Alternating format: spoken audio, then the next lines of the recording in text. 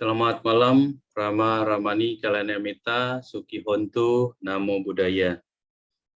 Terima kasih sudah bergabung di kelas Abhidhamma. Malam ini pembahasan bab 4, hari Senin, tanggal 23 Mei tahun 2022, adalah pertemuan yang kedua. Minggu lalu di pertemuan pertama, Romo Ruby sudah menyampaikan penghantar mengenai bab 4, yaitu witi, proses jalannya kesadaran. Nanti kita bagaimana cara proses belajarnya sudah dijelaskan di minggu lalu, yaitu yang pertama bahwa pembahasan witi akan terkait dengan duara dan aramana, serta membahas tentang 6 hal, ya, 6 landasan, 6 objek, kemudian 6 pintu, 6 kesadaran, 6 proses yang berhubungan dengan duara atau pasada, dan juga 6 jenis perwujudan dari objeknya. Kalau dari jasmani, perwujudannya ada 4, yaitu ati mahanta, kemudian parita dan ati parita. Sedangkan perwujudan dari batin ada 2, yaitu wibuta, jelas, clear, atau awibuta. Lalu kita juga kemarin mendengar bahwa witi, proses ini akan padam manakala seseorang terlahir di alam asanya sata atau mencapai niroda samapati, dan yang ketiga telah mencapai parinibbana. Kemudian juga membahas witi ini akan membahas dari sisi bumi 31, bagaimana nanti witi ini dilihat pada Kamawacara Cita 54, kemudian di Mahagata 27, dan Lokutara Cita 8-40. Tentu kita ingat proses witi ini kalau timbul di Pancaduara ada 17 gerbong, dan bila timbul di Manodwara ada 12 gerbong, di mana proses witi ini bagian dari cita niyama. Kurang lebih seperti itu penghantar pertemuan minggu lalu. Semoga sudah mengingatkan Kalanamita. Malam ini kita akan lanjutkan. Kita akan awali dengan pembacaan nama Karapata. Mari semua bersikap anjali.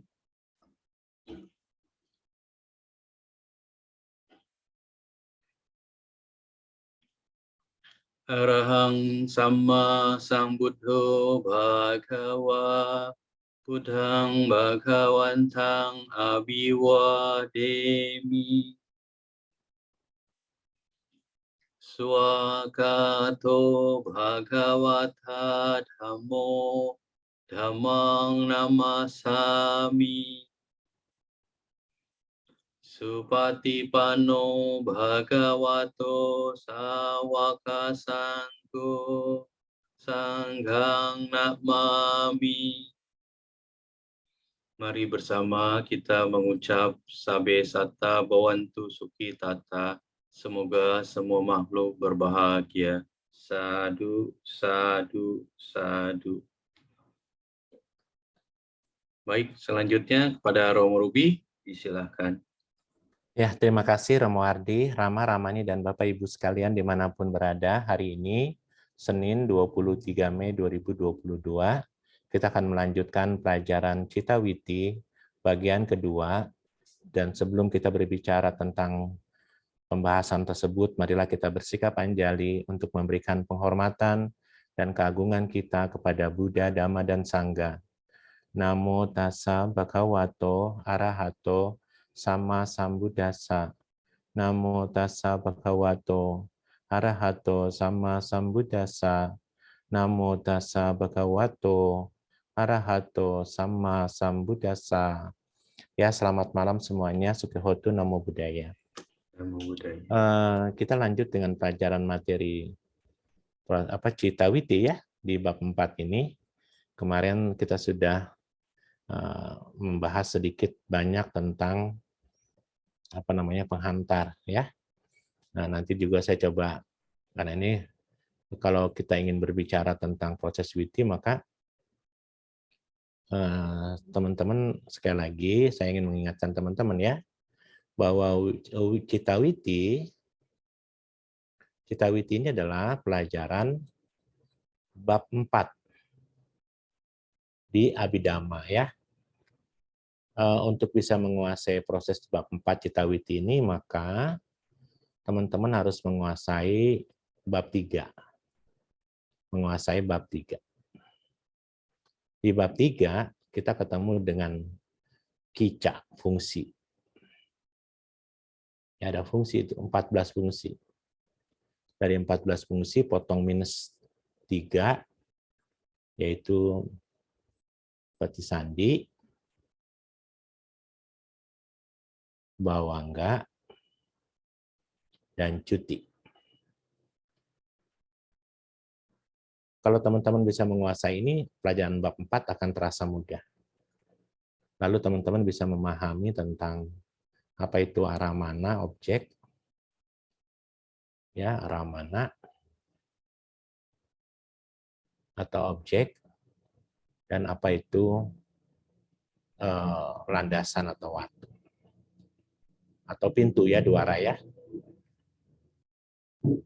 Dua arah atau pintu. Jadi memang pelajaran bab 3 yang kemarin sebelum kita libur itu menjadi kekuatan kita untuk bisa mempelajari pelajaran bab 3, bab 4 Citawiti ini, ya. Kita coba untuk memberikan penghantar kembali. Kalau kemarin teman-teman sudah saya kasih kata penghantar, saya tambahkan penghantarnya, ya. Kalau kita bicara Citawiti, Romo, suaranya kecil ya. tes 1 2. Tes 1 2. Ya, oke. Iya, sebentar saya. Kalau tes 1 2 sudah jelas lagi? Belum? Jelas, Romo. Ya. Bentar. Kalau kita belajar tentang Citawiti, ya, kita bicara tentang Citawiti, maka kemarin teman-teman sudah dipahami, ya, ada beberapa poin diantaranya terkait dengan duara, terkait dengan winyana dan sebagainya, ya. 666 itu yang kemarin sudah kita bahas. Nah, saya ingin mempersempit lagi nih, ya. Nah, Citawiti adalah sebuah proses keberlangsungan, ya. Kalau kita bicara Citawiti ini kan adalah sebuah kelanjutan atau proses. Atau proses. Proses dari apa? Tentu proses dari cita dan cetasika. Karena kita kan belum membahas tentang Rupawiti, kita membahasnya baru di Citawiti, ya. Karena dia sebuah proses keberlangsungan cita dan cetasika, maka proses ini disebut, ya, proses ini disebut sebagai yang namanya Pawati Sanggaha. Proses Pawati itu kehidupan, ya, keberlangsungan, ya. Pawati Sanggaha. Jadi Pawati Sanggaha adalah proses atau keberlanjutan dari keberlangsungnya cita dan cetasika. Ya, dari berlangsung cita dan cetasika dengan pembagian kala. Kala itu waktu, ya. Kala itu waktu. Nah, ada berapa kala? Tentu dibagi menjadi 2, kan, kita kemarin bicaranya. Bicara di Patisandi kala, dan yang kedua di Pawati kala, ya.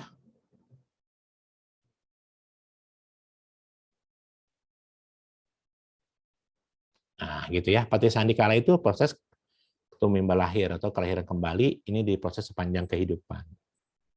Ini di kelahiran kembali.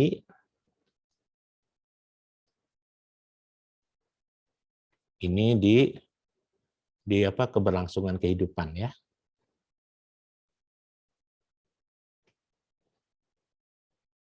Nah, jadi teman-teman bisa paham, ya, bahwa ternyata yang namanya proses Citawiti ini adalah perjalanan di 2 waktu tadi. Waktu Patisandi dan di waktu Pawati kala. Ya, sampai situ teman-teman dipahami, ya. Nah, kalau kita berbicara di Patisandi nanti, Ya, kalau kita bicara di Patisandi ya teman-teman ya. Kita bicara di sini di Patisandi Kala, maka pembahasannya akan mengarah kepada keberlangsungan proses cita dan cetasika dalam Patisandi Kala disebut istilahnya adalah witi muta cita. Witi muta cita. Kita pernah tahu witi muta cita itu apa? Kesadaran yang berbebas dari proses ya. Kesadaran ya atau pikiran yang terbebas dari witi. Yang bebas dari witi.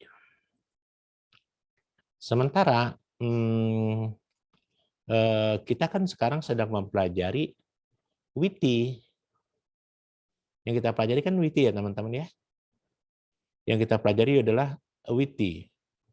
Kalau kita mempelajari witi, maka witi ini, kemarin kita bahas ya, witi ini kan dibagi menjadi terkait dengan pintu kan. Duara kan pintu. Jadi witi itu, kalau kita bicara witi, maka kita berbicaranya dari duara, dari 6 pintu. Dari 6 pintu. Kalau dari 6 pintu, kemarin teman-teman masih ingat ya, ada kalau dari 6 pintu itu kan pertama ada caku, duara, witi. Kalimatnya gitu ya. Lalu yang kalau dari telinga apa? Sota, duara, witi. Lalu ganda ya. Ganda, duara, witi. Lalu ada jihwa, duara, witi.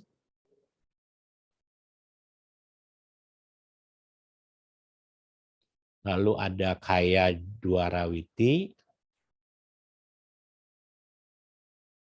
Dan terakhir ada mano, duara, witi.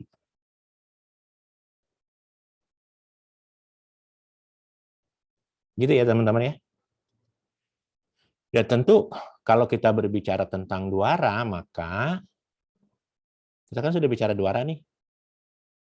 Nanti kalau kita berbicara witi di proses yang lain yang namanya winyana, itu kan kesadaran ya. Winyana, maka ada 6 juga kan. Nah ini makanya timbul pertanyaan sama nih nanti kalau yang namanya caku duara witi sama dengan kalimatnya caku, kalau ada kalimat gitu ya, winyana, witi. Sama ya teman-teman ya. Duaranya, duara diganti jadi winyana. Sama ya, idem. Karena nanti teman-teman akan ketemu itu tuh. Apakah caku duara witi, kalau kita bicara misalnya, caku duara witi sama caku winyana witi itu sama. Prosesnya ya, karena kita sedang bicaranya witi. Proses proses jalannya pintu kesadaran mata atau pintu kesadaran mata atau pintu mata gitu ya teman-teman ya. Nah selanjutnya kalau kita berbicara tentang proses witi tadi, maka kita lihat sekarang di pawati kalanya nih. Kalau kita lihat di pawati kala, kita lihat di sini sekarang di pawati kala ya teman-teman ya. Kalau kita bicara pawati kala itu apa sih teman-teman? Pawati kala adalah berbicara tentang kelanjutan atau proses dari berlangsungnya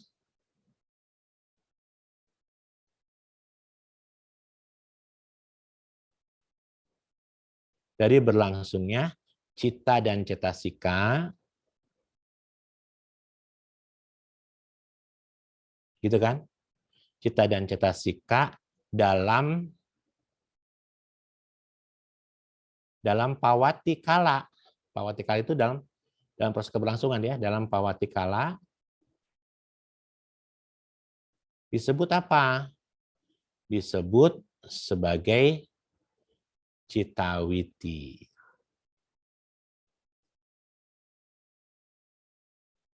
Ya. Jadi teman-teman teman-teman akan memahami ya. Kalau gitu ya teman-teman ya. Prosesnya Pawatikalanya di Citawiti. Sementara melalui kesadarannya adalah Caku Winyanawiti atau Caku Dwarawiti. Gitu ya teman-teman sekalian. Nah, karena kita berbicara tentang di dalam Pawatikala atau Citawiti itu, maka kalau kita bicara di Witi, di Citawiti, maka Witi harus ada tempatnya. Ya, kan ini kan proses jalannya, tapi kan harus ada tempatnya.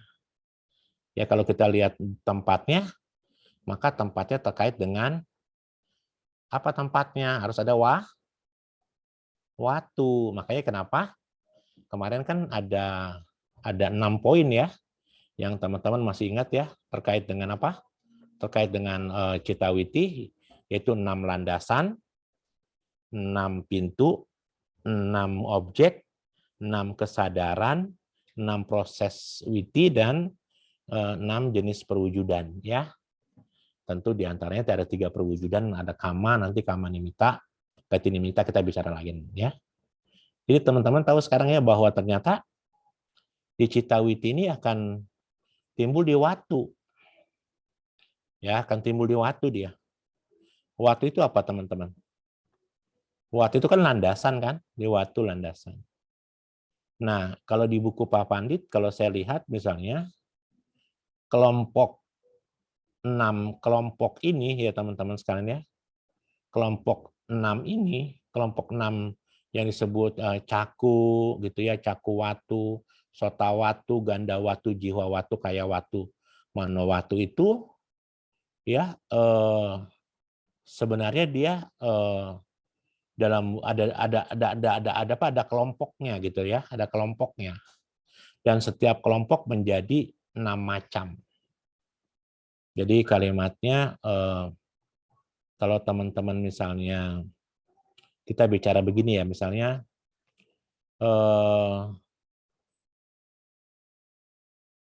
kita pernah lihat nggak teman-teman terkait dengan misalnya pintu fungsi dasana melihat. Siapa yang pernah belajar fungsi dasana kemarin waktu di bab 3? Fungsi datana, fungsi melihat, tempatnya di mana? Tanahnya. Mata kita ada di mana tempatnya, teman-teman? Teman-teman? Ada di mana? Mata kita nih, teman-teman. Di Pancawinyana mo. Kita pernah belajar di bab 3 terkait dengan kica fungsi. Ada 14 kica dan 10 tanah. Masih ingat nggak itu? Masih ingat nggak, teman-teman? Nih ya, sebentar ya, segini. Pakai sandi bawang. Masih lupa ya? Nggak apa-apa, pelan-pelan saja ya, kita lihat. Saya harus keluar dulu. Exit. Kita belajar di bab 2 kemana ya? Apa bab 3?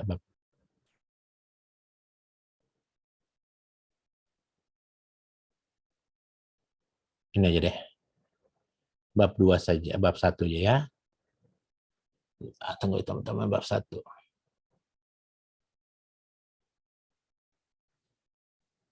Nih, ada 14 fungsi kan teman-teman ya? Ada 14 fungsi, tapi cuma ada 10 tempat. Masih ingat nggak? 14 fungsi, tapi ada 10 tempat. Dasana, sawana, gayana, sayana, dan pusana ini tempatnya di mana? Masih ingat nggak teman-teman? Mesti dilihat lagi teman-teman ya. Tanah 10. Nanti dilihat ya. Nggak apa-apa. Ini sebuah PR aja kan. Kalau saya jelaskan nanti teman-teman harus buka lagi bab 3 ya. Oke, nggak apa-apa ya. Nah, jadi menurut saya akan perdalam lagi dari sisi yang berbeda ya teman-teman. Nah, jadi kalau kita bicara di Pawatikala, di keberlangsungan kehidupan, proses atau keberkelanjutan dari kehidupan itu, cita dan cetasika di Pawatikala disebut citawiti. Nah, citawiti pasti ada tempatnya, ada waktu, gitu kan? Tapi di setiap citawiti ini, di setiap waktu itu ternyata ada 6 kelompok. 6 kelompok. 6 kelompok itu dikenal dalam bahasa Abhidhamma caka, kayak roda caka gitu ya. Caka, 6 kelompok. Jadi teman-teman ternyata mata kan nggak berdiri sendiri ya. Nah, teman-teman akan tahu misalnya kita bicara ada 6 kelompok itu, 6 waktu itu apa saja gitu ya. Nah, kita lihat di bukunya Pak Pandit ya. Jadi ada di Caku, di Citawiti ini ada waktu, dan di setiap waktu ada 6 kelompok, dan 6 kelompok ini dikenal sebagai caka. Apa saja itu? Yang pertama dikenal sebagai watu caka. Watu caka. Apa itu watu caka atau watu 6 ya, dikenal sebagai watu 6. Watu 6. Watu caka itu watu 6 adalah tempat yang dapat menimbulkan cita dan cetasika, dan 6 tempat.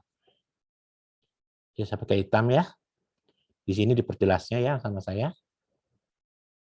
Tempat yang dapat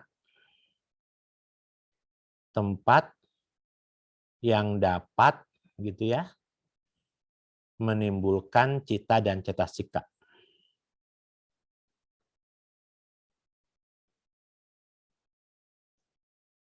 Cita dan cetasika. Ada berapa tempatnya, teman-teman? Ada berapa tempatnya? 10, Romo. Ah? Total tanahnya ada 10, Romo. Ya, tanahnya ada 10. Ini kalau kita caka kan bicara watu, ini caka ada 6. Tempatnya ada berapa ini? Tempatnya ada berapa? Di watu ada 6 ya. Kita bicara caka nih ya. Watu caka itu 6 ya, 6 tempat ya. Jadi kalau kita bicara watu caka adalah tempat yang menimbulkan cita dan cetasika, ada 6 tempat. 6 tempatnya apa? Siapa yang tahu 6 tempatnya apa? Tolong ditulis ya, 6 tempatnya adalah caku watu, sota watu, apalagi? Ganda watu, jihwa watu, kaya watu, dan apa? Hadaya watu. Hadaya watu. Ya, hadaya watu ya, teman-teman ya. Dipahami ya, teman-teman ya.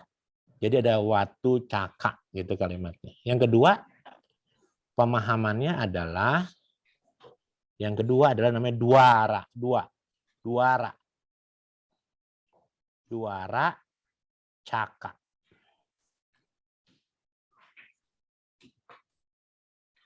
Saya kurang duara caka. Apa itu duara caka? Duara caka adalah jalan yang menerima objek dari cita dan cetasika. Ada berapa jalan ini? Duaranya, pintunya? Ada 6 juga. Ya, duara caka adalah jalan untuk menerima objek atau pintu untuk menerima objek. Pintu untuk menerima objek ada 6. Yaitu apa, teman-teman? Apa? Caku, duara, sota duara, ganda duara, jihwa duara, kaya duara, mano duara. Ya, kita sedang mempelajari itu ya. Lalu yang ketiga, terkait dengan pembelajaran kemarin ya, kita bicara aramana. Aramana caka. Aramana caka adalah, apa itu aramana, teman-teman? Objek yang diketahui oleh cita dan cetasika. Ada 6 bagian juga nih. Ya, ada objek 6 nih. Ya, apa itu objek 6? Masih ingat nggak teman-teman? Objek 6 itu apa saja? Saya pakai warna lain. Apa saja teman-teman? Rupa Ramana, terus Sadaramana, Ganda Ramana, ya. Saudara Sadaramana lo. Sadaramana, terus saudara mana, gandara mana, rasa mana, Ganda Ramana, Rasa Ramana, Potaba Ramana, terus sama Dhamma Ramana. Dhamma Ramana, ya. dama, Dhamma Ramana. Jadi ingat ya, ini pelajaran yang kemarin yang saya bahas didetilin kayak gitu. Lalu karena ada 6 kan? Yang keempat adalah terkait dengan Winyana Caka.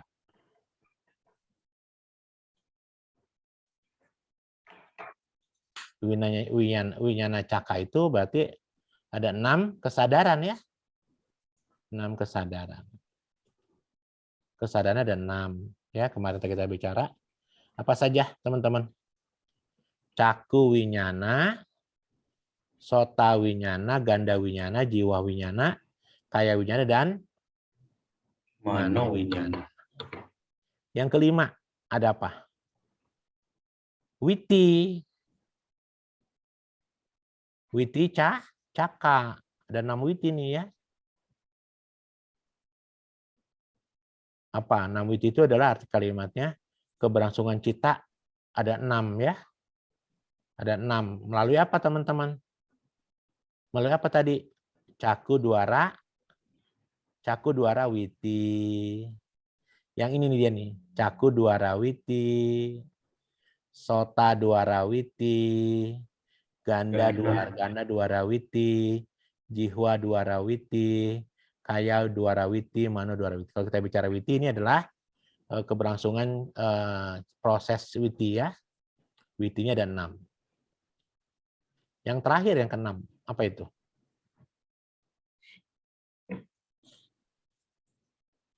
Teman-teman. Yang ke-6. 5 saja ya, dia 5 ya, cuman 5 ya. Oh, 6 ya. Yang ke-6 adalah Wisaya. Wisaya Pawati. Wisaya Pawati Caka. Apa itu Wisaya Pawati Caka? Kalimatnya adalah kesadaran yang berlangsung dalam 6 objek. Tapi 6 objeknya kalimatnya begini. Yang tepat itu apa ya? Pokoknya Wisaya Pawati itu karena dia melalui prosesnya dibagi 2 itu. Apa? Mano Dwara sama Panca Dwara nih ya. Biar lebih di Panca Dwara ada ya kemarin saya ceritakan sama teman-teman. Di Panca Dwara nih. Ya. Ini kan Mano Dwara. Di Panca Dwara kan dibagi 4 lagi. Ini dibagi 2. Ini kan Wibuta, Awibuta kan. Wibuta Aramana. Yang ini Awibuta Ramana. Apa itu Wibuta Ramana? Objeknya terang dan tidak terang. Yang ini apa? Ati Mahanta Aramana. Ini Mahanta Aramana. Ini Parita. Ini Ati Parita. Tuh, seperti itu teman-teman. Ya. Seperti itu tuh dijelaskan nih. Sampai sini paham nggak yang kemarin dibicarakan oleh penghantarnya seperti itu?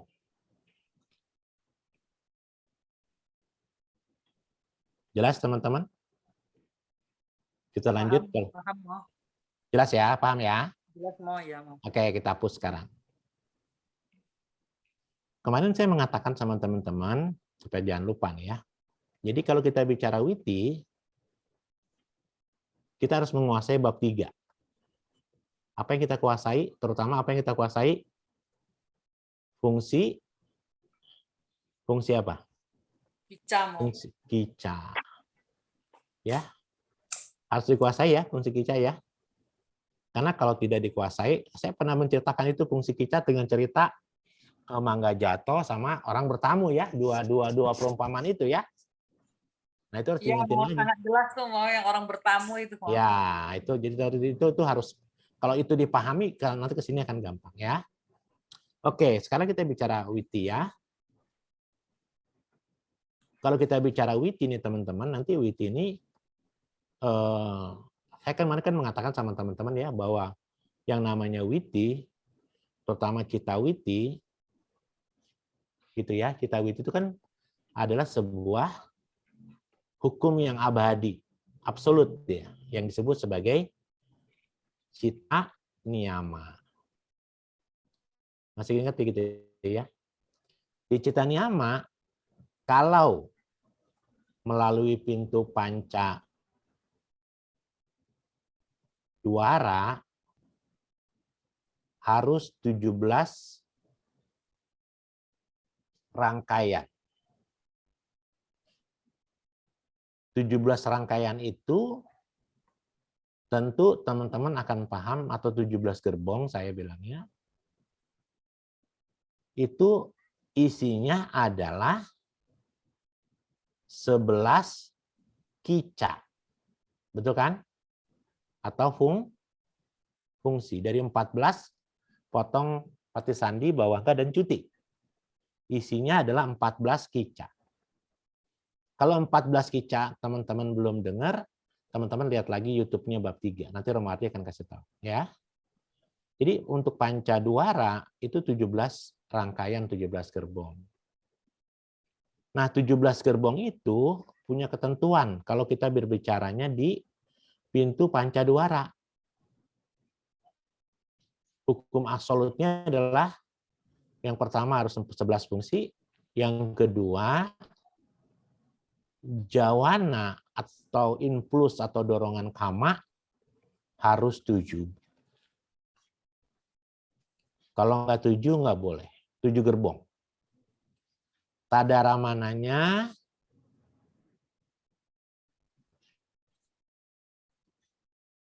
harus 2. Kalau nggak 2, nggak jadi. Jadi ini kata kuncinya teman-teman. Sebelum kita bicara tentang memasuki 17 rangkaian tadi. Jadi 17 rangkaian di pintu panca duara itu harus 17 gerbong atau 17 rangkaian. Dari 17 rangkaian itu isinya adalah 11 kica atau fungsi. Nah, karena fungsi 11 itu ada di 17 rangkaian, jawana, fungsi jawana harus 7 gerbong. Fungsi tadaramana harus 2 gerbong. Kalau dia kurang, tidak bisa. Itu rumusan yang disebut cita niyama. Jawana harus 7, fungsi jawana harus 7 gerbong, fungsi tadaramana harus 2 gerbong. Ini berlaku di pintu panca duara. Berlaku di pintu panca duara. Sampai situ dipahami ya teman-teman ya. Nanti teman-teman akan ketemu bahwa kalau kita bicara jawana, kita pernah ngomong jawana, fungsi jawana kan di bab 3 ya. Di momen inilah, di momen jawan ini, objek terlihat jelas.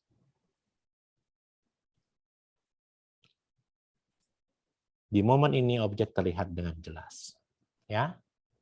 Terlihat dengan jelas itu artinya apakah objek itu besar, sangat besar, kecil, atau sangat kecil. Nah, itu ya teman-teman sebagai kunci dulu ya. Nah, oke. Sekarang saya hapus lagi. Kalau kita bicara cita witi, maka cita witi itu harus dibagi 2. Ya, teman-teman ya. Citawiti itu kalau teman-teman nanti ngelihat di di buku yang kita terbitkan ini teman-teman ya. Kita kan punya buku buku panduan ya. Kalau teman-teman masih ingat buku panduan kita yang dibuat sama Cilili. Sama Cilili itu ada pemahaman ya. Nanti teman-teman akan ketemu kalau kita bicara Citawiti ya. Maka Citawiti itu nanti teman-teman akan ketemu kalimatnya ya. Rangkaian Citawiti itu adalah kita akan bicara Rupawiti nanti di bab 5, di bab 6. Nah, Rupawiti ini terkait dengan kama, cita, putu, dan ahara di momen patisandi. Makanya kita sedang belajar di bab 8 tuh. Ya, di bab 8 terkait dengan patana ya. Yang kemarin itu di patisandi itu ya. Ekaja kaya gitu kan. Nanti nilainya berapa? Di upada titi bangga nominalnya berapa? Kalau teman-teman menguasai pelajaran bab 8 kemarin nanti proses witi akan mudah. Waktu offline saya belum mengajarkan proses Rupawiti. Nanti mudah-mudahan online di bab 6 saya ngajarkan Rupawiti. Ini pelajaran yang cukup sulit juga ya. Nggak apa-apa. Lalu ada Citawiti yang kita pelajari sekarang. Ini kita bicara witi ya. Kita bicara witi berarti ya. Kita bicara witi. Witi itu dibagi 2. Yang pertama ada Rupawiti adalah Citawiti. Nah, Citawiti ini kita pelajari saat ini di bab 4. Ini di bab 6. Ya. Nanti Citawiti ini dibagi lagi menjadi 2 bagian. Saya pakai warna lain, biru. Ya. Ada witi yang kita lihat dari kama wacaranya. Ya. Kama witi, kama wacara witi ini di kama wacara. Witi yang ada di kama bumi 11. Kama bumi 11 itu adalah 4 alam apaya, 1 alam manusia, dan 6 alam dewa. Lalu nanti kita akan berbicara yang berikutnya adalah kalimatnya adalah apana. Apana. Apana ini istilah lain dari pencapaian jana. Ini istilah lain dari pencapaian jana. Apana witi. Jadi ada proses witi ketika pencapaian jana. Dan tentu nanti pencapaian jana juga diantaranya kita ada jana yang lokia sama jana yang lokutara. Ya, ada yang lokia, ada yang lokutara. Ya, teman-teman sekalian.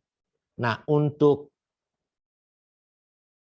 terkait dengan di sini nanti kalau kita bicara di kamawiti, maka di kamawiti ini akan ada 2, yaitu pancadwara witi dan manodwara.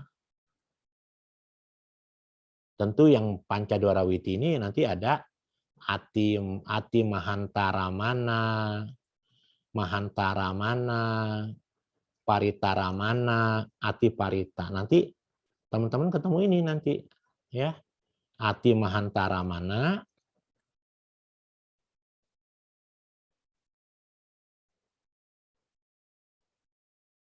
mahantara mana,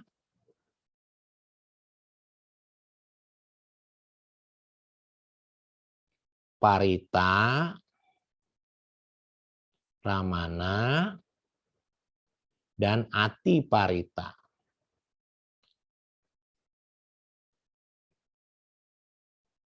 Apa itu ati mahantara mana? Objeknya sangat besar. Objeknya besar, nanti kita bicara ya, kenapa disebut besar kecil ya. Terima dulu ini ya, terima ini dulu. Lalu yang ini melalui pintu batin ada wibuta dan awibuta. Ramana sama awibuta ramana. Objek yang terang dan tidak terang. Untuk proses kamawiti berlaku hukum yang wajib. Ini harus 17 gerbong.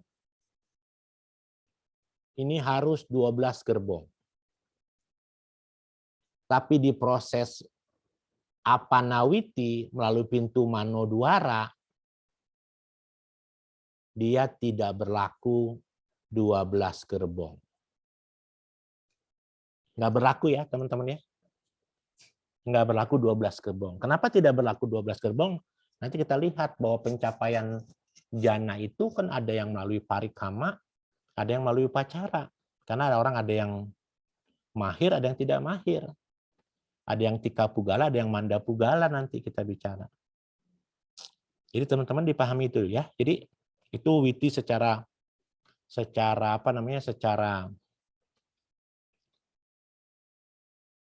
general.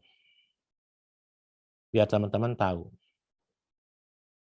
Sampai situ dipahami sebelum kita bicara yang lain? Dipahami ya teman-teman ya? Oke. Romo, berarti kalau di witi itu terbagi dua, rupa witi ini yang secara fisik gitu ya, Mo ya? Iya, proses jalannya rupa. Oh iya. Kalau cita itu yang batinnya gitu ya, Mo ya? Iya, cita yang batinnya. Oke, Mo. Nanti tapi kalau kita bicara mana yang lebih susah? Yang lebih susah tentu pintu batin. Karena batin kan susah susah untuk dilihat, dilacak kan. Proses jalannya kesadaran kan susah sekali, tapi proses jalannya rupa itu gampang dilihat. Walaupun gampang dilihat, tetap dilihatnya dengan proses vipassana. Ini kan dua, ini kan dilihatnya dengan vipassana kan. Kalau tanpa vipassana kan nggak bisa Ramani. Tapi nanti di proses rupawiti kita akan belajar jumlahnya. Karena dilihatnya selain kama, cita, utu, dan hara, semua rupawiti dan citawiti yang menjadi pointernya adalah tetap upada titi bangga. Upada titi bangga. Karena kita bicara upada titi bangga, maka witi dibagi 3 terminologi nanti.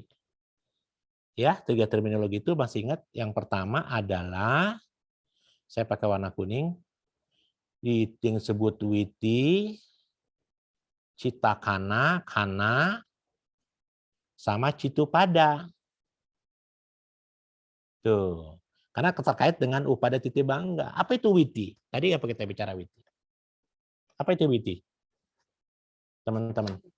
Proses, Mo. Kalau kita bicara witi nih ya. Terutama kita bicara citawiti ya tentu ya. Citawiti adalah, gitu kalimatnya, cita dalam witi. Cita dalam witi. Karena dia cita dalam witi, ya, dihitung dari kapan, dari mana dihitungnya? Kalau di buku Pak Pandit, cita witi 1, gini, cita witi adalah cita dalam witi yang melakukan pekerjaannya berbagai macam, melakukan pekerjaan semacam disebut cita witi 1. Dihitung dari awajana. Kalau cita witi dihitung dari awajana. Tuh. Di buku Pak Pandit ya. Citwiti adalah proses jalannya terkait dengan fungsi cita dalam proses kica dalam witi, melakukan fungsi dihitung dari awajana. Kalau dihitung dari awajana, sekarang saya coba balik ya. Saya hapus nih halaman ini ya. Kita tahu nih sekarang misalnya. Proses witi itu, makanya saya terus terang, pasti di buku saya mah juga beda kan. Saya akan mengambilnya. Kalau kita bicara witi, proses witi, kan dari atita bawangga. Atita bawangga, bawangga calana, bawangga paceda. Pancadwara wajana disebut awajana nih kan. Gitu. Pancadwara Wajana disebut awajana di sini. Kalau di buku Pak Pandit ini dihitung sebagai Citawiti, baru dihitung di witi di audi fungsi awajana. Gitu teman-teman. Ntar ya kita bicara itu nanti belum. Nanti kita akan berbicara tentang misalnya kana, apa itu kana? Belum ya. Ini baru kita besok kita baru bahas ini, baru kita, karena ini belum masuk. Saya akan fokus ke objek dulu, nanti baru kita bicara ya. Nanti kita bicara kana, apa itu kana? Kana adalah satu bulatan. Satu bulatan ini, satu bulatannya dihitung sebagai satu kana, tapi dibagi menjadi 3, yaitu upada, titi, bangga. Dan upada, titi, bangga itu saya pakai gambar begini kan?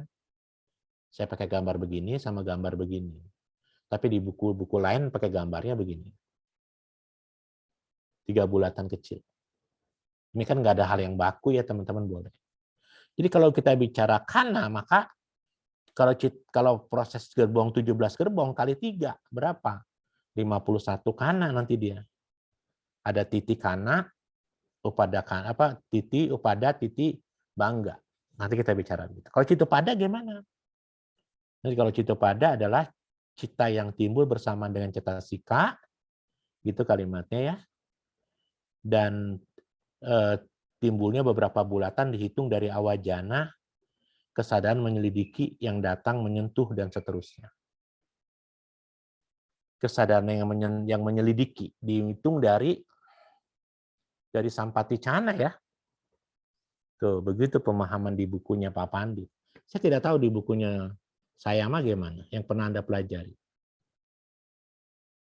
Jadi kalau citupada dihitung dari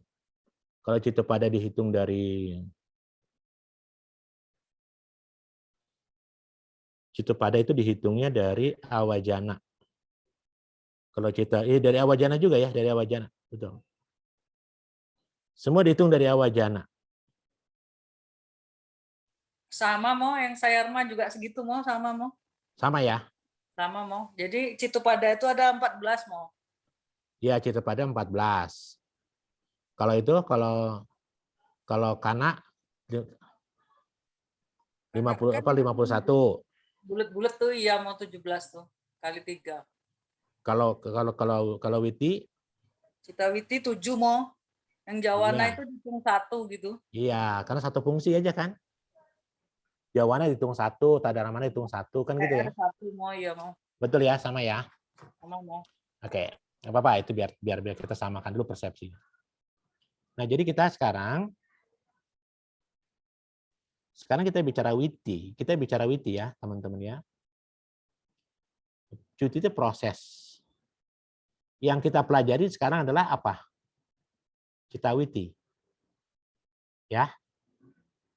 Yang kita pelajari citawiti. Tapi citawiti yang kita pelajari di mana? Di keluarga siapa? Di keluarga siapa kita pelajarinya?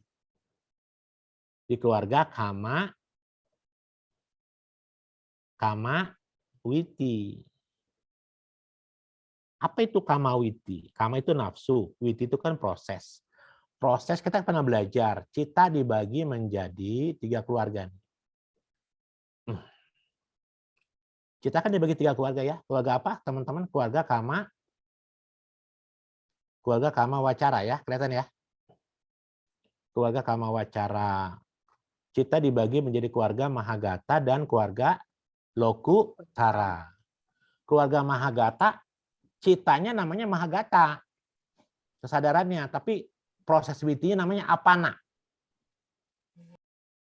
Ini dikenal sebagai lokia apana, ini lokutara apana. Kalau kita bicara kama wacara cita, kesadarannya adalah kesadaran kama wacara cita, buminya adalah kama bumi, prosesnya namanya kama witi, proses kesadarannya. Pahami? Karena kama wacara cita 54 ini biasanya kesadaran ini dimiliki oleh 11 kama bumi, karena biasanya dia kesadaran kama witi ini kan kalau kita bicara ini adalah proses jalannya kesadaran di kama wacara kan? Siapa sih kama wacara yang punya kesadaran di kama wacara? Biasanya adalah 11 bumi, kama bumi 11. Kama bumi 11 itu isinya siapa? 4 alam apaya, 1 alam manusia, 6 alam dewa. 4 alam apaya, 1 alam manusia, dan 6 alam dewa ini berarti dia punya apa? Punya apa dia? Punya panca indria, dan punya pintu batin, mano. Mano duara dan pintu panca duara. Karena kan dia punya mata, punya telinga, punya hidung. Dewa, manusia, binatang kan punya caku, punya sota, punya gandha, punya jihwa, gitu. Dipahami teman-teman sampai saat ini? Dipahami ya? Oke, sekarang saya hapus lagi. Karena kita sedang berbicara di kama witi, maka kama witi ini berarti dia punya dua pintu, punya dua pintu kan? Ya, pintu yang pertama adalah pintu panca duara witi.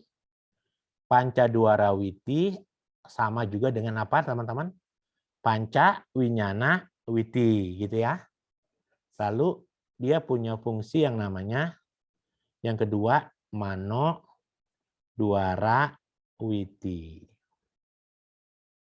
Sekarang teman-teman, sekali lagi, kalau kita panca duara witi, yang namanya proses kesadaran itu sangat dipengaruhi oleh objek. Kalau kita bicara witi, proses jalan kesadaran pasti kita bicaranya di proses witi. Di proses kesadaran itu kan pasti ada objeknya. Nah, objeknya ternyata untuk kama wacara di panca duara, di 5 pintu panca indria, objeknya yang satu, yang pertama, dikenal sebagai ati mahanta aramana. Yang pertama ya. Yang pertama itu dikenal sebagai ati mahanta ramana.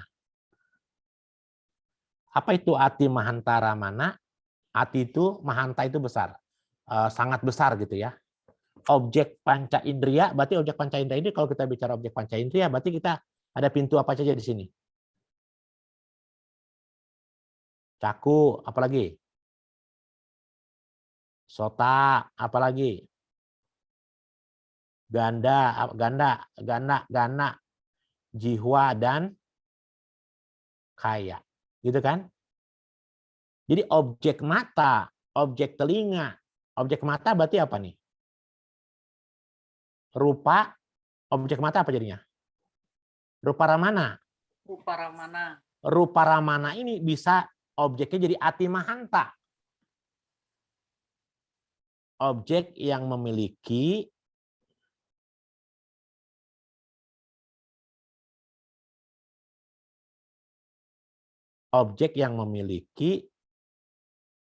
kana yang paling banyak. Tadi ada istilah kana ya. Kana yang paling banyak. Gitu. Ya. Kalau dia sekarang objeknya mata, berarti apa? Caku watu nih ya. Kalau dia caku watu, berarti kan dia kan objeknya kan ada rupa nih ya. Objeknya rupa ramana. Nah, tentu teman-teman akan tahu nanti, supaya objek ini kelihatan sangat besar, maka harus beberapa syarat dipenuhi. Kita pernah belajar ya, kalau objek ini sangat besar, paling banyak kan ya. Kalau ini objeknya sangat besar, maka ini kan objeknya pasti rupa. Kita ambil contoh sekarang objeknya objek mata, objek telinga, mata ya. Kalau objek mata sekarang, anggap contoh example kita pakai contoh. Kalau objek ini kan berarti kalau objeknya mata, berarti ini apa? Rupa ramana atau warna ramana gitu kan? Kalau objeknya rupa Ramana atau Ramana, kalau begitu sangat besar, berarti harus ada syaratnya yang terpenuhi. Apa syarat yang terpenuhi, masih ingat nggak? Ada 4 syarat, masih terpenuhi. Apa syarat apa saja tuh? 4 syarat itu apa saja? Landasan mata yang bagus. Apa teman-teman? Landasan mata yang bersih. Oke, landasan mata bersih, terus apa lagi? Apa lagi? Manasik, ada perhatian. Perhatian belakangan. Nomor 4, Ada cahaya mau objek dalam terjangkau. jangkauan dulu. Dalam jangkauan Ya, tunggu ya. Berarti apa? Landasan mata bening. bening. Terus objek dalam rupa dalam jangkauan. Objek mata dalam jangkauan. Dalam jangkauan. Terus apa lagi? Ada cahaya mau Cahaya. Lalu ada mana? Sikara.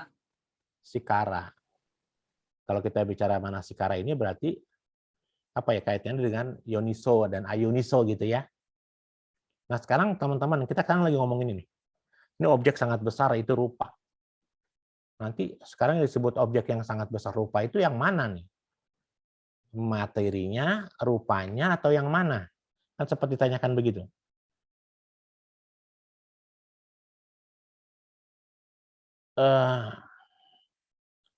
Kalau di buku Asin Keminda bunyinya begini. Ada perumpamaan. Ada orang yang lumpuh dan orang buta. Hubungan antara batin dan jasmani. Di buku beliau kalimatnya begini.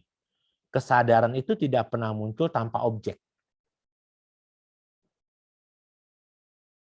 Jadi yang disebut caku winyana tidak mungkin muncul tanpa objek. Sementara objek ini ada sangat besar, besar, kecil, dan sangat kecil. Gitu ya teman-teman ya. Nah, objek yang tiba objek yang telah tiba dalam jangkauan mata, ya, atau objek yang berbenturan, tentu ya, yang berbenturan dengan kesadaran mata, baik itu kesadaran mata, mungkin kesadaran telinga, hidung, lidah, dan tubuh, gitu ya teman-teman sekalian, itu sangat erat hubungannya dengan hubungannya kalau kata Sang Buddha seperti orang buta sama orang lumpuh. Kenapa bisa begitu? Karena dalam kitab komentar Dhamma Sanggani, Sang Buddha memberikan ilustrasi bahwa pada suatu hari ada orang buta nih ya, teman-teman sekalian, dan orang lumpuh duduk dalam satu bangsal. Ya, yang terletak di tengah-tengah kota atau di depan kota gitu ya. Lalu orang lumpuh berkata, "Hai si buta, kenapa kamu kemari dalam keadaan layu?" Layu itu apa ya? Dalam keadaan lemes sekali gitu ya. Kalau dalam bahasa Abhidhamanya, dalam bahasa Pali namanya susumana gitu ya. Kenapa kamu datang, kata si orang lumpuh, "Hai si buta, kenapa kamu datang dalam keadaan yang layu? Di tempat sana katanya banyak makanan dan minuman. Apakah kamu tidak bergerak untuk pergi ke sana dan hidup dengan nyaman?" Jadi ketika orang buta itu datang, orang buta itu dikatakan oleh si lumpuh, "Kenapa sih kamu nggak pergi ke tempat sana? Di sana itu ada makanan, minuman, tubuh kamu terasa layu." Apa kata si buta? "Kamu adalah orang pertama yang mengatakan kepadaku, tidakkah kamu bergerak untuk pergi ke sana dan hidup dengan nyaman?" Kata si buta. Ya. Lalu kata si buta kepada si lumpuh, "Kenapa kamu sendiri juga nggak pergi ke sana?" Si lumpuh bilangnya apa? "Saya nggak punya kaki untuk pergi. Saya juga sama, saya tidak punya mata untuk melihat." Jika demikian, kata kedua orang itu, "Ada kakimu, ada mataku. Jadi kedua orang ini akhirnya si buta dan si lumpuh ini, teman-teman sekalian, dia pergi saling si buta menggendong si lumpuh, lalu si lumpuh yang menjadi mata gitu kalimatnya. Nah, teman-teman sekalian, pada saat si buta dan si lumpuh ini berjalan, ternyata ada akar yang menghalangi. Banyak batu-batuan. Ya, dan selama perjalanan itu batu-batuannya banyak. Apa yang terjadi? Karena banyak halangan, banyak bebatuan, mereka mengalami hambatan. Dan ketika mereka mengalami hambatan, mereka melalui hambatan-hambatan itu dan akhirnya mereka bisa sampai di tujuan. Nah, dalam cerita apa yang kitab Dhamma Sanggani sampaikan ini dikatakan oleh Sang Buddha, orang buta itu diperumpamakan sebagai tubuh jasmani, rupa kaya. Sedangkan orang lumpuh untuk tubuh yang rupa kaya adalah dianggap sebagai batin. Orang buta tidak dapat pergi tanpa temannya yang lumpuh, maka demikian pula materi tidak bisa mengambil atau bergerak untuk mengambil satu objek tanpa bantuan batin. Jadi kita tahu di sini ternyata cerita di cerita Dhamma Sanggani, teman-teman sekalian, bahwa yang namanya landasan mata, telinga, hidung, lidah, dan tubuh ini bisa menjadi bisa menjadi tempat untuk bisa menimbulkannya kesadaran. Kita pernah belajar di bab 8 terkait dengan kemunculan bersama antara batin dan jasmani kan. Di situ kita bisa tahu bahwa munculnya kesadaran itu sangat mereka itu berdua sangat saling mempengaruhi. Nah, cerita ini pun ditulis oleh dalam kitab komentar Dhamma Sanggani, dalam kitab komentar tentang orang buta dan orang lumpuh terkait dengan kesadaran atau batin dan jasmani. Jadi teman-teman, sekarang kita berbicara kembali ke tema kita terkait dengan Ati Mahantara Mana. Semua mau dia, kalau kita bicara sekarang di Kama Wacara ini kan bisa saja seorang arhat tinggal di sini, sama Sang Buddha tinggal di sini. Ya, semua makhluk yang tinggal di Kama Wacara kadang-kadang dia mengambil objeknya adalah objek Ati Mahantara Mana, objek yang sangat besar. Nah, objek yang sangat besar itu sangat dipengaruhi oleh 4 hal ini, gitu ya. Nah, sekarang kita lihat lagi. Berkenaan dengan objek ya teman-teman sekalian, objeknya ternyata harus dalam jangkauan. Kalau di bukunya Pak Pandit, itu harus terang dan jelas. Tempatnya tidak jauh, ya, ada cahaya yang cukup, sehingga landasan mata kalimatnya bisa menerima dengan jelas. Jadi syarat-syaratnya begitu tuh, Ibu Sriana, terkait tempatnya tidak jauh, dalam jangkauan mata ada cahaya yang jelas, gitu. Iya, mau. Dan kalau bila caku watu menerima rupa ramana dengan jelas, maka kana yang timbul paling banyak. Pokoknya yang dihitung di sini adalah kana yang muncul ternyata dalam buku Pak Pandit. Kalau kananya muncul paling banyak, dia udah Ati Mahantara Mana.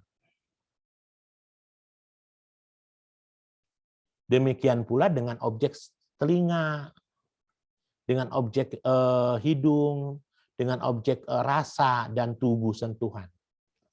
Kalimatnya bila cakus watu, sota watu, ganda watu, jihwa watu, dan kaya watu menerima rupa ramana, ganda sadara mana, gitu, ganda ramana, rasa ramana, dan potaba ramana dengan jelas, membuat cita kana timbul paling banyak, maka kalimatnya dianggap sebagai ati mahanta ramana. Ya, aramana yang muncul karena cita yang paling banyak ini, maka disebutlah yang disebut sebagai citakana. Ya, teman-teman sekalian, citakana. Jadi jelas ya teman-teman sekalian, yang dilihat di sini adalah citakananya. Sehingga objek itu sangat besar. Tapi kalau di mahanta gimana? Kita lihat di mahanta ya. Yang kedua kan ada objek yang namanya di mahanta ramana yang kedua.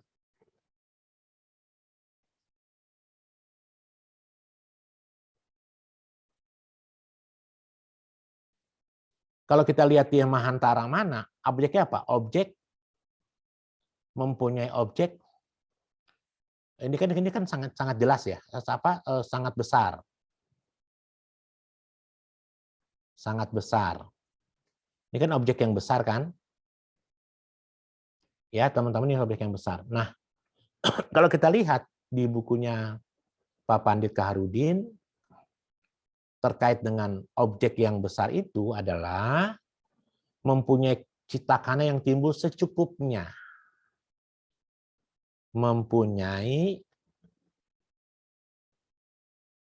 objek yang mempunyai gitu ya.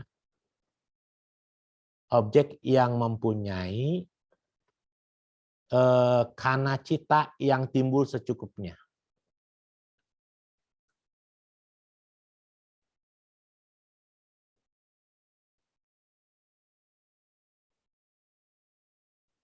Begitu ternyata. Ya. Kalimatnya tidak jelas dan terang seperti, ini tidak jelas dan terang di sininya, tidak jelas dan terang seperti ati mahanta ramana.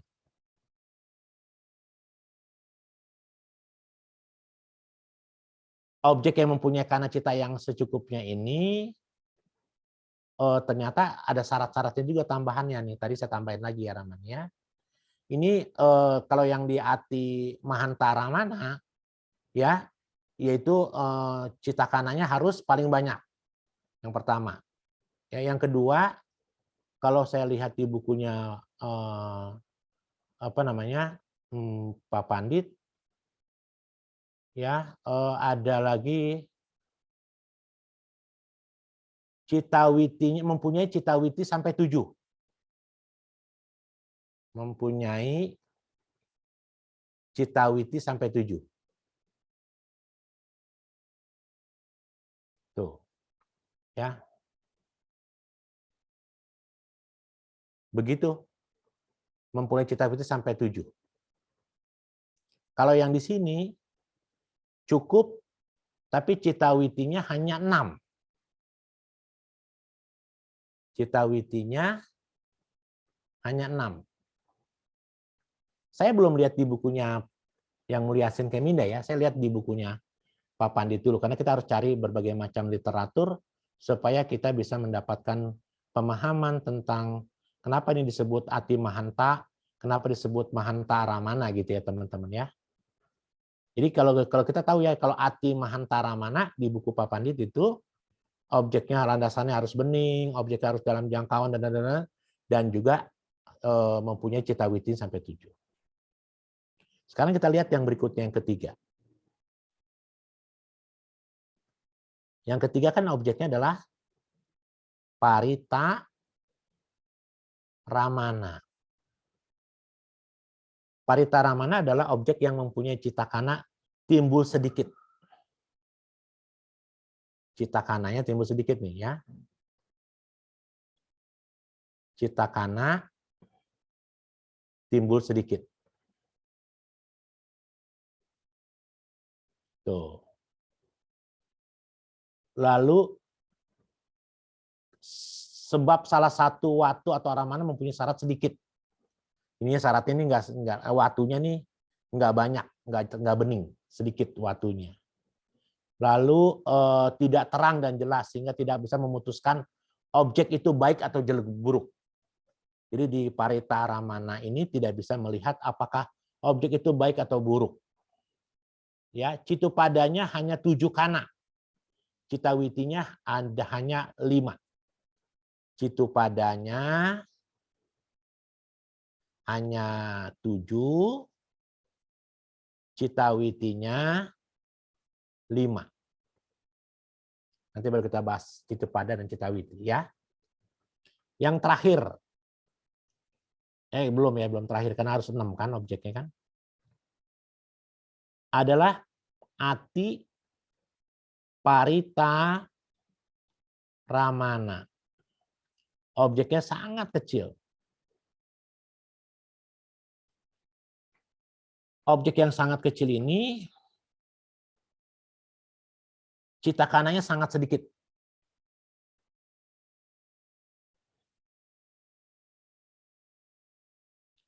Sangat sedikit.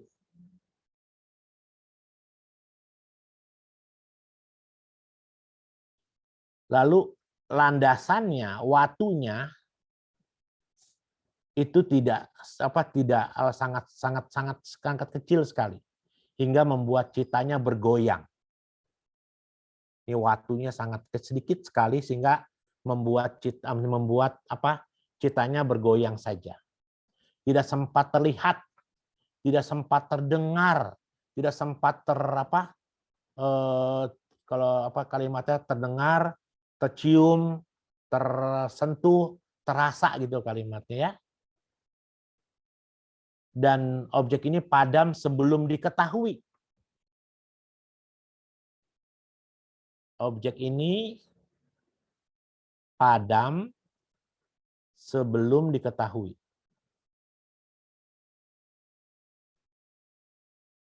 Objek ini memiliki citakananya sedikit sekali, ya, dan tidak memiliki citupada dan citawiti. Tidak punya citupada, citupadanya 0, citawitinya 0. Tuh, begitu teman-teman.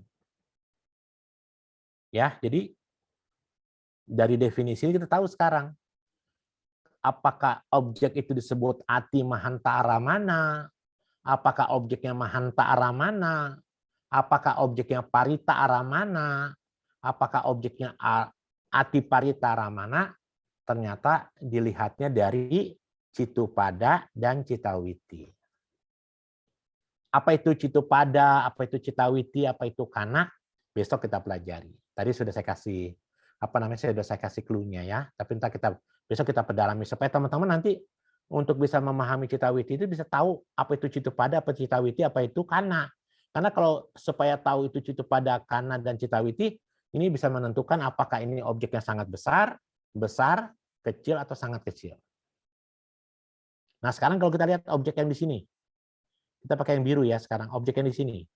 Yang manowiti. Kalau kita bicara manowiti kan ada 2 dia. Ada wibuta ramana ya. Wibuta aramana dengan awibuta ramana kan. Apa itu wibuta ramana? Objeknya sangat jelas, sangat terang. Jelas atau terang. Kalau awibuta, objeknya jelas dan terang. Ini sangat. Ini jelas atau terang. Nah, sekarang kita tanya, apa yang membedakan apakah objek pintu batin ini wibuta dan awibuta? Kembali kita lihat. Kalau objek wibuta dan awibuta kan pintunya pintu batin. Berarti ya harus tempatnya dari mana, teman-teman? Tempatnya di mana nih? Hati sanubari kan? Hadaya watunya ya munculnya harus di hadaya watu. Pokoknya citupadanya sampai 10 membuat kalimatnya ada citawitinya jadi 3 nih. 10 kana plus citawitinya 3. Kalau ini kananya citupada hanya 8 kana. Citupadanya 8 kana dan citawitinya hanya 2. Tuh, teman-teman begitu. Jadi sekarang kita coba ringkas ya teman-teman sekali lagi. Witi yang berada di Kamawacara Witi, Kamawiti dibagi dua, Mano Dwara Witi dan Panca Dwara Witi.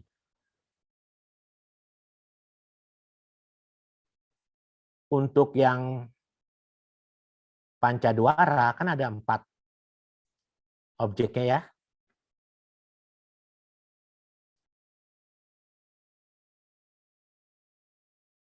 Ati Mahantara Mana,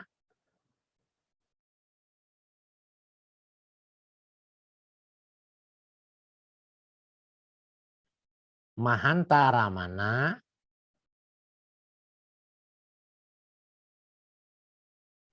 Paritara Mana,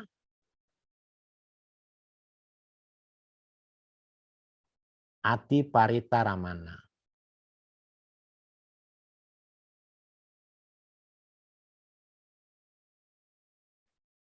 Yang ini ada 2. Sorry, kayak biru.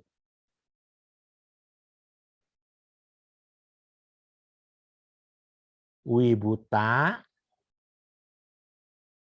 Ramana dan Awibuta Ramana.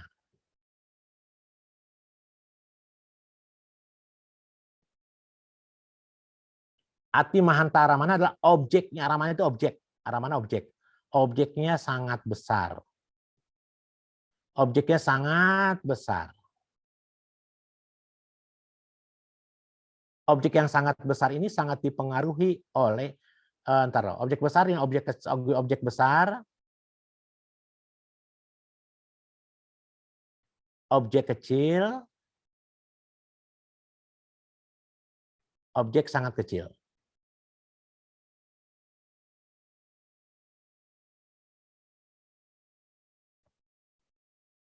Nah, teman-teman, untuk objek yang sangat besar, ya, untuk objek yang sangat besar tadi,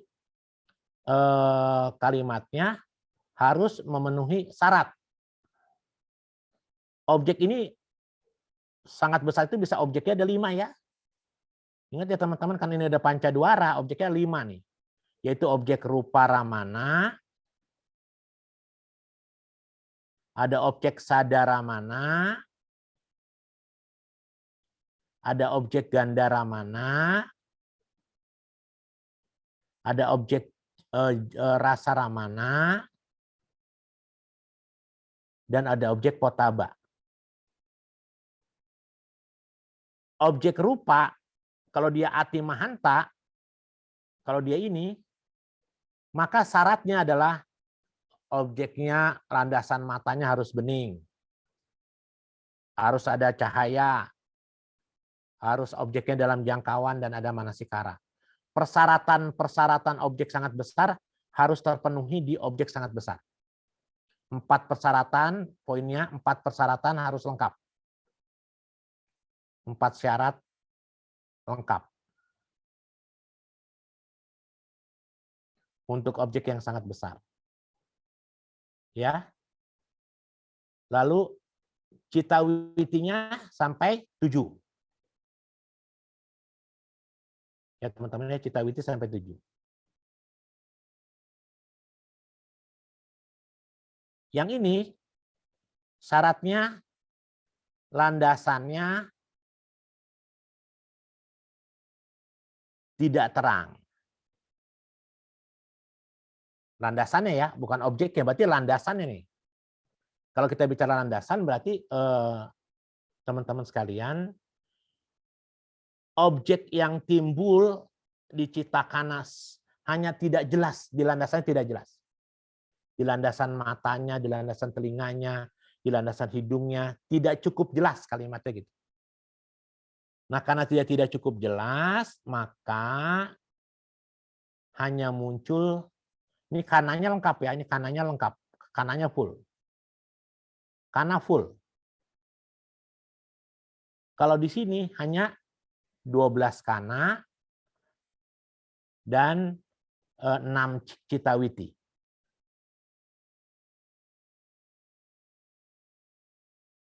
Kenapa bisa begitu? Kenapa hanya muncul 12 kana?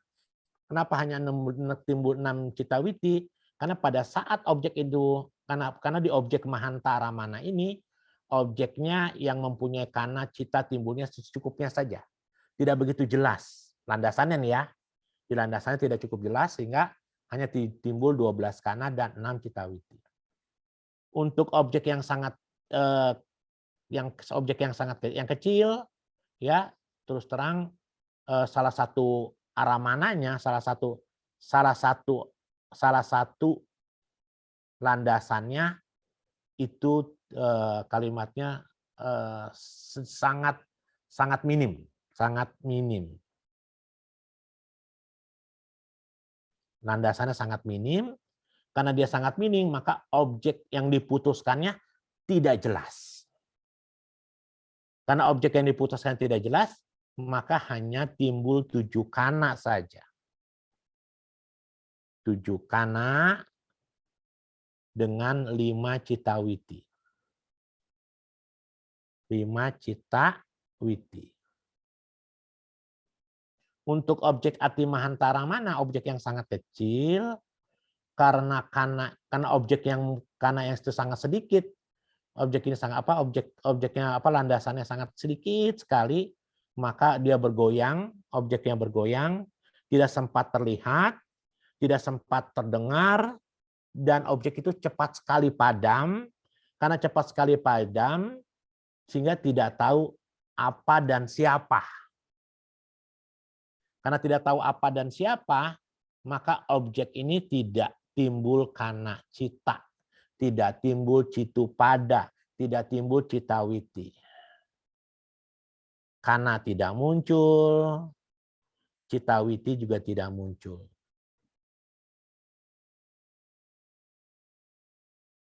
Jelas ya teman-teman. Nah sekarang kita lihat untuk objek yang namanya objek wibuta, sangat terang atau jelas yang munculnya dari pintu batin. Ya. Kenapa? Karena landasan hadaya watunya bening. Karena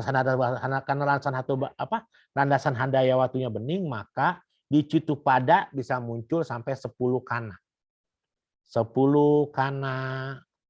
Di Citupada bisa muncul 10 kana dan Citawiti 3 Citawiti. Kalau ini objeknya apa? Terang atau jelas. Bedanya di mana? Ini hanya 8 Citupadanya hanya 8 citakana, 8 kana dan 2 Citawiti. Nanti minggu depan baru kita bahas ya. Yang 7 Citawitinya apa, 16 Citupada kananya apa, gitu ya teman-teman ya. Sekarang jangan tanyakan dulu, karena kita belum membahas tentang apa itu Citupada, apa itu kana, apa itu Citawiti. Begitu Romo Ardi, sudah jam 9 saya pikir. Ya, sadu. Terima kasih Romo. Pada saat sesi akhir Romo membuat satu summary sehingga semuanya lebih jelas lagi Romo. Ya, demikian pembahasan pertemuan kedua mengenai witi semakin memperjelas bagi kita semua. Bagaimana proses witi itu ada dibagi menjadi 2 tadi, dari kama witi dan apana witi ya. Kama witi sendiri tadi Romo sampaikan ada yang bisa melalui pancadwara atau melalui manadwara. Dan summary dari Romo jelas tadi di kama witi sudah sama-sama kita tahu bahwa penentuan dari perwujudan objek itu tergantung dari tadi Romo sampaikan, yaitu dari kananya, jumlah kana maupun dari citawitinya. Kalau kita lihat Ati Mahanta yang paling besar, kananya justru sangat banyak ya, pasti 14 kana. Kemudian citawitinya pasti ada 7. Nah, sebaliknya kalau lanjutannya Mahanta pasti lebih rendah dibandingkan Ati Mahanta. Jadi poinnya seperti itu. Banyak yang lainnya tentu kalian yang minta bisa tadi sudah menangkap. Nanti kami akan putar recordingnya setelah kelas ini selesai sehingga bisa menambah pengetahuan dan membuat lebih paham lagi. Baik, kurang lebih seperti itu. Sudah lewat 2 menit. Apakah ada sesi tanya jawab atau gimana, Romo? Silakan. Silakan mau tanya ya. Romo, saya mau tanya, Romo, sebentar, Romo. Baik. Ya, silakan. Yang mengenai objek sangat kecil itu, Romo. Kan objek ini padam sebelum diketahui, kata Romo, landasannya sama objeknya itu maksudnya landasannya itu apa? Landasan mata. Contohnya kalau mata itu landasannya rusak gitu ya, Romo? Ya, Atau kan kurang kita tahu. jelas gitu? Baik, Raman, ini ya, saya kasih. Jadi ini untuk kasus ini ya, kan ini kalau kita bicara rupa kan harus kita bicara kalau mata kan kalau kita caku kan nih, mata ini kan harus punya landasan kan? Ya, Romo. Caku pasada harus punya landasan. Ada. Sota pasada juga harus punya landasan, gitu kan? Ya, Romo. Syaratnya kan kita tahu bahwa kalau kita bicara caku winyana, maka kan caku pasadanya tidak ada kerusakan mata gitu ya. Ya, Dalam bahasa Pali itu namanya asam binata cakusa.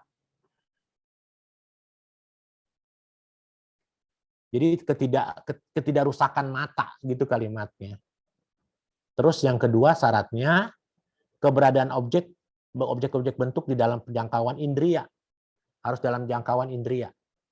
Yang disebut sebagai apatagata rupanang. Lalu bergantung pada cahaya, aloka sanisita. Dan yang terakhir adalah perhatian manasikara. Kalau keempat kondisi ini dipenuhi, maka kesadaran mata dan faktor-faktor mental yang terkait itu bisa terkait akan muncul melihat objek pun terjadi.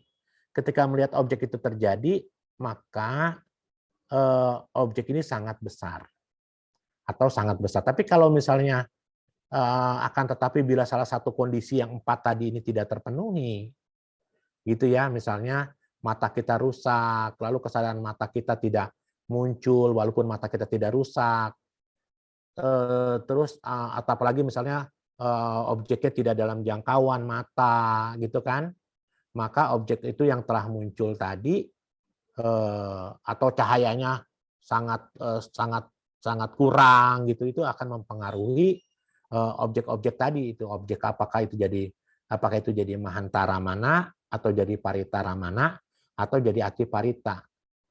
Itu juga tergantung berlaku sama untuk sota, untuk ganha, jiwa dan kaya, Raman. Jadi kalau kita bicara konsekuensinya adalah bahwa kesadaran mata muncul persis setelah lenyapnya kesadaran yang mengarah ke pintu panca indera kan.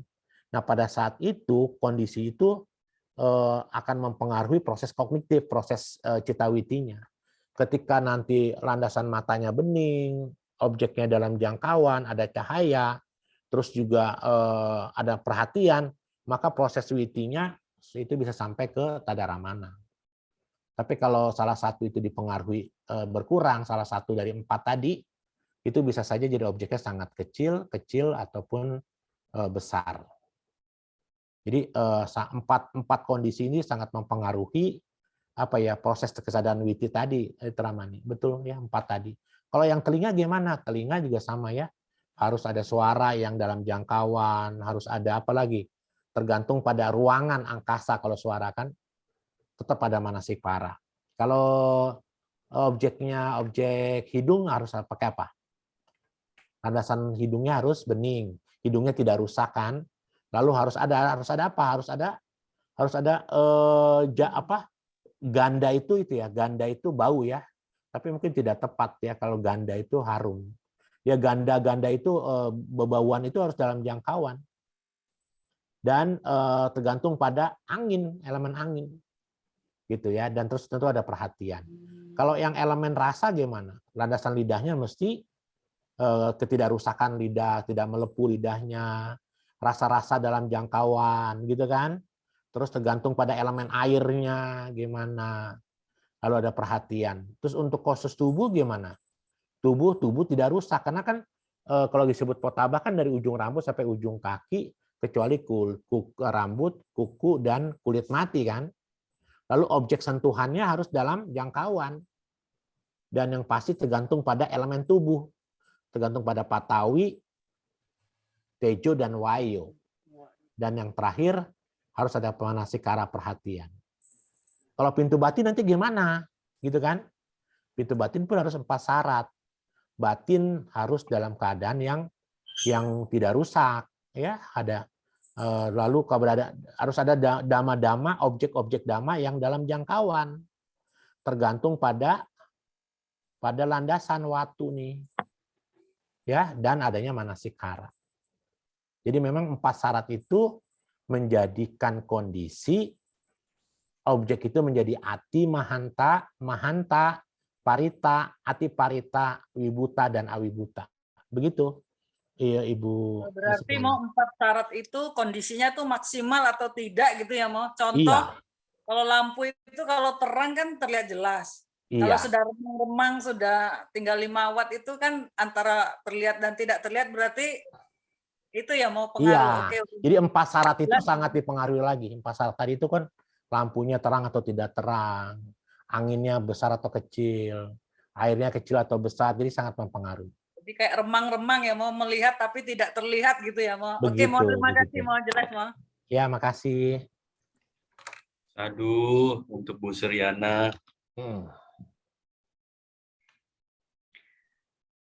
Ya, sepertinya cukup promo, sudah lewat 8 menit. Oke, terima kasih. Ya, silakan closing statement-nya, Romo. Ini baru pelajaran kita kedua. Kita belum masuk ke inti pelajaran, tapi kalau penghantarnya sudah kuat, saya yakin ke depannya kita bisa lebih gampang. Teruslah memiliki semangat untuk terus belajar. Mudah-mudahan kita bisa ikut mempertahankan Dhamma Winaya. Dhamma ajaran Sang Buddha tetap lestari. Sadu, sadu, sadu, sadu. Sadu. Baik, Rama-Ramani Kalyanamitta, selanjutnya kita akan lakukan pelimpahan jasa. Mari semua bersikap anjali.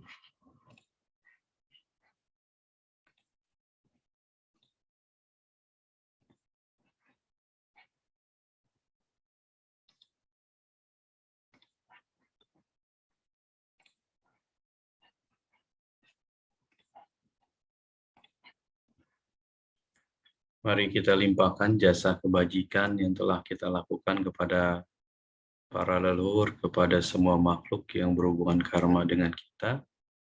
Handamayang patidanang karo mase punya sidhani kata sayana nyani kata nime sanca bagino hontu satananta pamanaka ye piya gunawanta ca mayang mata pitha dayo dita me capya dithawa anye maja tawerino sata titanti lokasming te buma catu yonika pance kacatu wokara samsaranta bawa bawe nyatang ye patidhaname anumo dan te sayang ye cimang napa jananti dewa tesang niwedayung maya dinana punyanang anumodana hetuna sabe satta sada hontu awera suka jiwino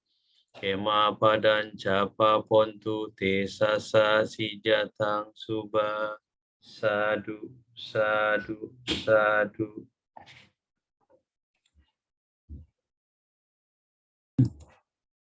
Selanjutnya kita akan tutup dengan pembacaan nama Karapata. Arahang sama sang Buddha Bhagawa Budang Bhagawantang Abiwademi Swakato Bhagawata Dhammo Dhammang Namasami Supatipano bhagavato sawaka sangho sanghang namami. Mari bersama kita mengucap Sabe Satta Bhavantu Sukhitata. Semoga semua makhluk berbahagia. Sadu, sadu, sadu. Baik, kalian minta kita akan jumpa lagi hari Kamis untuk pembahasan bab 8. Jaga kesehatan, Sukihontu, Namo Buddhaya. Namo Dana, Terima kasih. Anu Madana Romo. Sama-sama.